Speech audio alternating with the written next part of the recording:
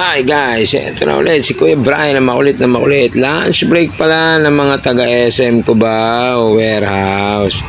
Kain po tayo mga idol, di ba?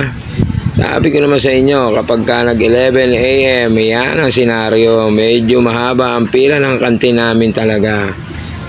Medyo mapapahintay ka, kaya konting pasensya lang, di ba? Makakakain naman ang lahat. Lahat naman yan ay masasarap talaga.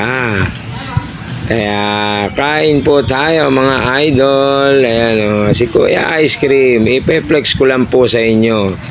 At na-interview ko siya ng konting interview lang, quick interview lang dyan kay Manong Mag-Ice Cream.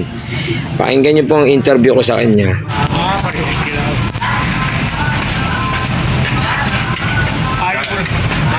Guys, ang lupit nito. Sa ngayon nakakita ng kantin na may ganyang ice cream. Ayan o. Oh, di ba? May mga katanungan ako mamaya kay Kuya pagkatapos niyang pagkatapos niyang mag-akal. Pili ako ng ice cream malupit. Diba?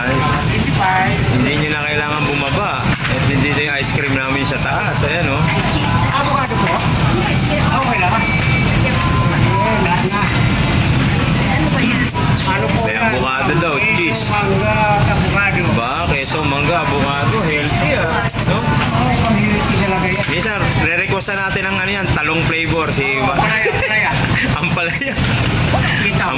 Ampalaya sa asitaw. Meron, avocado pa. Avocado. Bagong bagay yung dating, mainit pa. Ayan o. Mainit pa yan. Luto-luto yan. Sa mga taga-SM dyan, di pwedeng, basta pagkakain nyo, dumang kayo kay Manong. Pero magbayad kayo, hindi yung dadaan lang kayo. Di ba?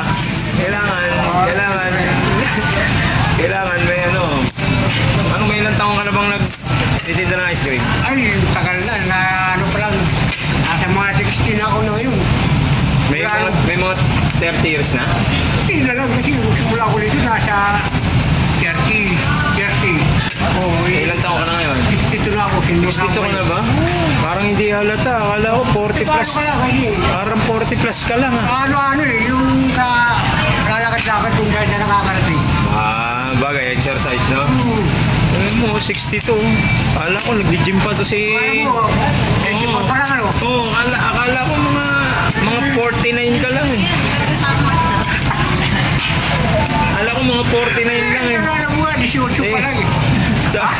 Sa pagtitinda mo na ice cream, naranasan mo na pa ma-in love? Ay, oo naman. Hindi mawawala sa akin yan. Ang lupit, At malupit yan. Wow, yan, Biremio, customer na in love kay Manong, no? Diba? Guys, dito kay Manong lang kayo bumili, ha? Ayan lang sa kantin, no? Ayan sa loob, Ayan, Ayan, Lahat ng kumakain